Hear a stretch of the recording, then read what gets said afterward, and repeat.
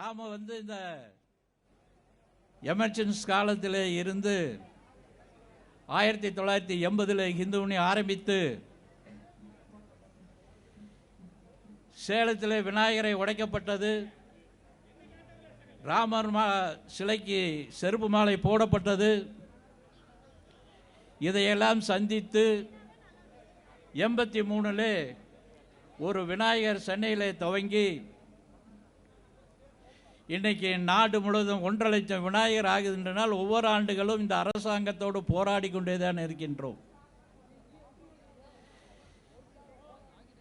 இந்த அரசாங்கமானது ஒரு பெரிய எழுச்சியை உருவாக்குவதற்கு காரணமாக இருக்கின்றது. சென்னிமலையில் கிறிஸ்தவர்களெல்லாம் தூண்டிவிட்டு பல ஆயிரக்கணக்கான ஆண்டுகளாக அந்த கோயிலிலே வழிபட்டு கொண்டு இருக்கிறார்கள். அங்கே 24/7 தீர்த்தங்கள் இருக்கின்றது. 2 மாட்டு வண்டி 1320 படிகளை தாண்டி மேலே போயிருக்குது. இன்றைக்கும் தினசரியும் அந்த மாட்டு வழியாக 1320 படிகளை ஏறி அந்த அபிஷேகத்துக்கான வேடிக்கை பார்த்து கொண்டிருக்கின்றது. அங்கே இருக்கக்கூடிய கம்யூனிஸ்ட், திமுக இவங்கெல்லாம் சேர்ந்து அவனுக்கு பாராட்டு விழா நடத்திட்டு இருக்காங்க. அதை பொறுக்க முடியாமல் அங்கே சில பேர் இந்து முன்னிலை தகவல் சொல்லி அங்கே ஒரு ஆர்ப்பாட்டம் அறிவிக்கப்பட்டு அந்த ஆர்ப்பாட்டத்துக்கு லட்சக்கணக்கான மக்கள் அங்கே எதிர்ப்பு தெரிந்த பிறகு தான் அப்புறம் அமைச்சர், அந்த பகுதியை சேர்ந்த அமைச்சர் என்னையா பிரச்சனைன்னு கேட்கறாங்க. அதுதான் போதும். ஒன்று திருப்பரங்குன்றத்தில் நீதிமன்றம் தீர்ப்பு சொல்லியிருக்கிறது, மேலே தீபம் ஏற்ற வேண்டும் என்று. நம்முடைய முன்னாள் பயங்கரவாதியால் வெட்டி கொல்லப்பட்ட ராஜகோபால் அவர் காலத்திலே மேலே தீபம் ஏற்ற வேண்டும் என்பதற்காக தொடர்ந்து போராட்டத்தினுடைய பொறுக்க முடியாமல் சிறுபான்மையினர் என்கின்ற சொல்லக்கூடிய இஸ்லாமியர்களால் வெட்டி கொல்லப்பட்டிருக்கிறார்கள். அது தொடர்ந்து இன்னும் அந்த போராட்டம் நடந்து கொண்டிருக்கின்றது. இதை முறியடிப்பதற்காக இந்த அரசாங்கத்தினுடைய சின்னத்தில் நின்று ஜெயிச்ச அந்த ராமநாதபுரம் எம்பி மேலே ஆடு வெட்டுவேன், பிரியாணி சமைப்பேன், பிரியாணி சாப்பிடுன்னு போய் அங்கே இந்து மக்கள் மத்தியில் ஒரு பெரிய எழுச்சி உருவாக்குவதற்காக இந்த அரசாங்கமும் அந்த எம்பியும் காரணமாக இருந்திருக்காங்க. நமக்கு தெரியும் அந்த திருப்பரங்குன்றத்தில் என்னெல்லாம் இருக்குன்னு ஏற்கனவே சொன்னாங்க, கோர்ட்டு தீர்ப்பெல்லாம். சென்னிமலையை எடுத்து திருப்பரங்குன்றது நமக்கு ஒரு யோசனை தோன்றுச்சு. இந்துக்கள்கிட்ட இன்றைக்கி ஒரு பெரிய எழுச்சி உருவாயிருக்கு. திருப்பரங்குன்றதும் சரி, சென்னிமலையும் சரி, இதை எப்படி நாம் ஒருங்கிணைப்பு பண்ண வேண்டும் என்ற யோசனை செய்து முருக பக்தருடைய மாநாடுன்னு சொல்லி அறிவித்தோம். அந்த மாநாட்டிலே இது மாதிரியான மாநாடு யோசனை இருக்கின்றது. 5 வருஷத்துக்கு ஒரு இந்து முன்னணி மாநாடு நடத்துன்னு சொல்லும்போது நாம் ஏதோ 1 லட்சம் பேர்த்தை கூப்பிட வேண்டும் என்று யோசனை இருந்தது.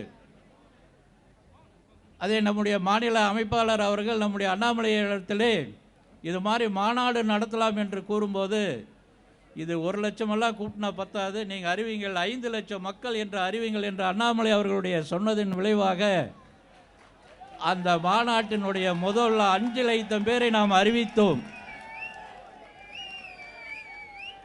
அறிவித்தது மாத்திரமல்ல, அந்த மாநாட்டிலே 5 லட்சம் பேருக்கும் மேற்பட்டவர்கள் வந்தார்கள்.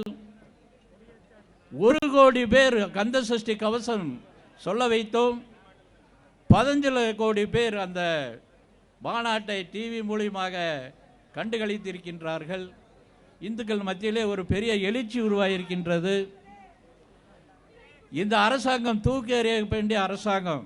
இந்து அரசியல் கட்சி இல்லை, ஆனால் இந்து விரோதிகளை எதிர்க்க வேண்டும், இந்து விரோதிகளை தோற்கடிக்க வேண்டும் என்பது இந்துடைய தொடர்ந்து கோரிக்கையாக நம்முடைய ராமகோபால் நிறுவன அமைப்பாளர் அவர்களுடைய மூலியமாக அந்த கொள்கை எடுக்கப்பட்டு இன்று வரைக்கும் இந்த இந்து விரோதிகளை நாம் எதிர்த்து போராட்டம் நடத்தி கொண்டிருக்கின்றோம். நம்முடைய நீலகிரி எம்பி பெண்களை பற்றி எப்படி பேசினார் நமக்கு தெரியும். பொன்முடி அமைச்சர் அவர்கள் எப்படி பேசினார், இந்துக்களையே எப்படி பேசினார்னு தெரியும்.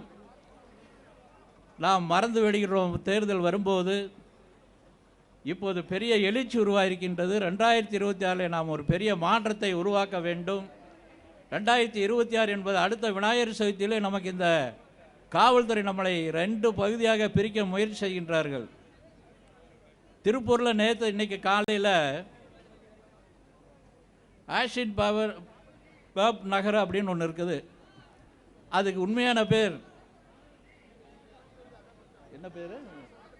காட்டுப்பாளையம் அப்படிங்கிற இந்து பேர். விநாயகர் வைக்கிறதுக்கு அந்த கோயிலில் அனுமதிக்கல. சரியான சின்ன சின்ன பிள்ளையாரெலாம் அந்த வீட்டில் வச்சு அந்த வீட்டில் அரை அடி ஒரு இடத்துல எடுத்து வந்துட்டாங்க. அந்த கோயில் இன்னைக்கு காலையில் நீ பாட்டு வைக்காத, முஸ்லீம் மசூதி பக்கத்தில் இருக்குது, அவங்களுக்கு தொழுகிறதுக்கு இடைஞ்சலாக இருக்குது.